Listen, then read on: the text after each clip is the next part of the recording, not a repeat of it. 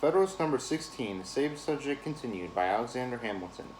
The tendency of the principle of legislation for states or communities in their political capacities, as it has been exemplified by the experiment we have made of it, is equally attested by the events which have befallen all other governments of the Confederate kind, of which we have any account in exact proportion to its prevalence in those systems.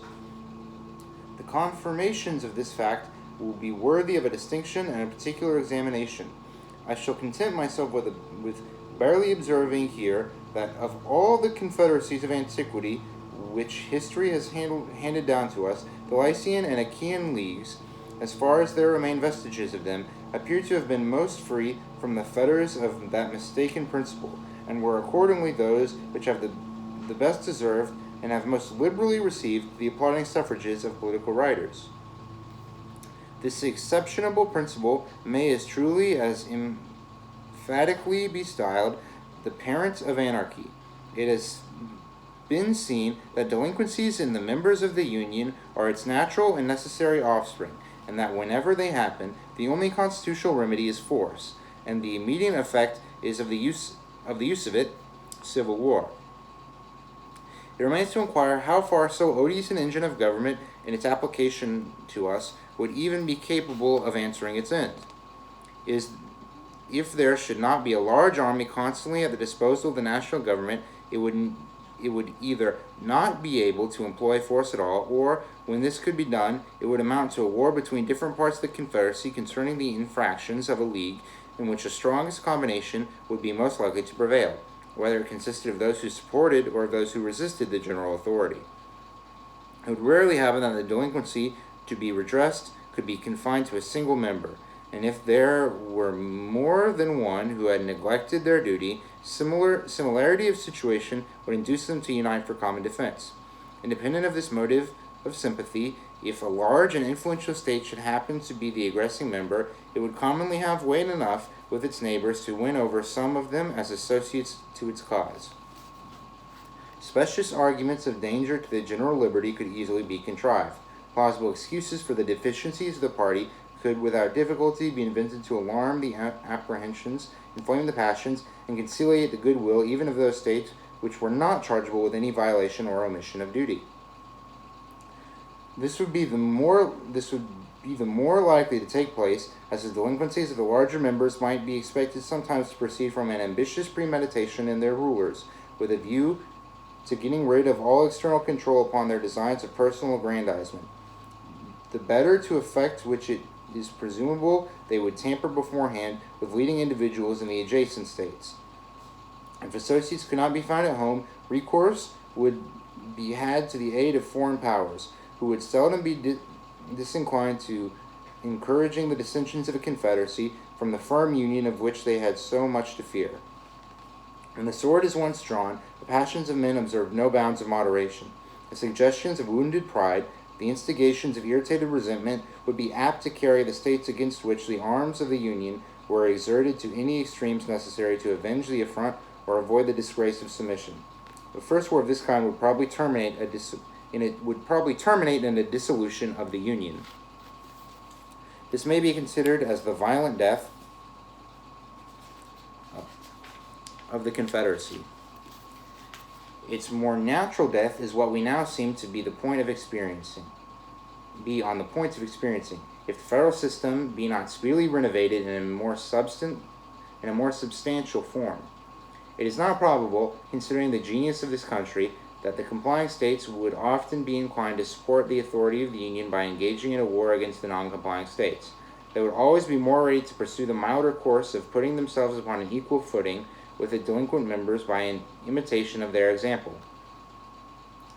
And the guilt of all would thus become the security of all. Our past experience has exhibited the operation of this spirit in its full light. There would, in fact, be an insuperable difficulty in ascertaining when force could with propriety be employed. In the article of pecuniary contribution, which would be the most usual source of delinquency, it would too often be impossible to decide whether it had proceeded from disinclination or inability. The pretense of the latter would always be at hand, and the case must be very flagrant in which its fallacy could be detected with sufficient certainty to justify the harsh expedient of compulsion. It is easy to see that this problem alone, as often as it should occur, would open a wide field into the majority that happened to prevail in the National Council for the exercise of factious views, of partiality, and of oppression. It seems to require no pains to prove that the states ought not to prefer a national constitution which could only be kept in motion by the instrumentality of a large army continually on foot to execute the ordinary requisitions or decrees of the government. And yet this is the plain alternative involved by those who wish to deny it the power of extending its operations to individuals. Such a scheme, if practicable at all, would instantly degenerate into a military despotism, but it would be found in every light impracticable. The resources of the Union would not be equal to the maintenance of an army considerable enough to confine the larger states within the limits of their duty, nor would the means be furnished of forming such an army in the first instance. Whoever considers the populousness and strength of several of these states singly at the present juncture, and looks forward to what they will become even at the distance of half a century, will at once dismiss as idle and visionary any scheme which aims at regulating their movements by laws to operate upon them in their collective capacities, and to be executed by a coercion applicable to them in the same capacities. A project of this kind is little less romantic than the monster-taming spirit attributed to the fabulous heroes and demigods of antiquity. Even in those confederacies which have been composed of members smaller than many of our counties, the principle of legislation for sovereign states supported by military coercion has never been found effectual.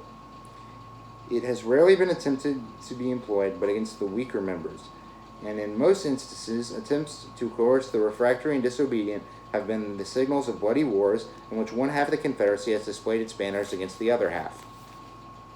The result of these observations is to an intelligent mind must be clearly this, that if it is possible at any rate to construct a federal government capable of regulating the common concerns and preserving the general tranquility, it must be founded as to the objects committed to its care upon the reverse of the principle contended for by the opponents of the proposed Constitution. It must carry the agency to the persons of the citizens. It must stand in need of no intermediate legislations, but must itself be empowered to employ the arm of the ordinary magistrate to execute its own resolutions. The majesty of the national authority must be manifested through the medium of the courts of justice. The government of the Union, like that of each state, must be able to address itself immediately to the hopes and fears of individuals, and to attract to its support those passions which have the strongest influence upon the human heart. It must, in short, possess all the means and have a right to resort to all the methods of executing the powers with which it is entrusted, that are possessed and exercised by governments of the particular states. To this reasoning, it may perhaps be objected that if any state should be disaffected to the authority of the Union, it could at any time obstruct the execution of its laws and bring the matter to the same issue of force with the necessity of which the opposite scheme is reproached. The plausibility of this objection will vanish to the moment we advert to the essential difference between a mere non-compliance and a direct and active resistance.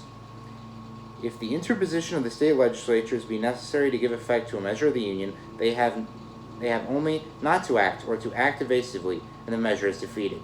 This neglect of duty may be disguised under affected but unsubstantial provisions so as not to appear, and of course not to excite any alarm in the people for the safety of the Constitution. The state leaders may even make a merit of their surreptitious invasions of it on the ground of some temporary convenience, exemption, or advantage. But if the execution of the laws of the national government should not require the intervention of the state legislatures, if they were to pass immediate operation upon the citizens themselves, the particular governments could not interrupt their progress without an open and violent exertion of an unconstitutional power. No omissions nor evasions would answer the ends. They would be obliged to act, and in such a manner as would leave no doubt that they had encroached on the national rights. An experiment of this nature would always be hazardous in the face of a constitution in any degree competent to its own defense, if a people enlightened enough to distinguish between a legal exercise and an illegal usurpation of authority. The success of it will require not merely a factious majority in the legislature, but the concurrence of the courts of justice and of the body of the people. If the judges were not embarked in a conspiracy with the legislature, they would pronounce the resolutions of such a majority to be contrary to the supreme law of the land, unconstitutional, and void. If the people were not tainted with the spirit of their state representatives, they, as the natural guardians of the Constitution, would throw their weight into the national scale and give it a decided preponderancy in the contest.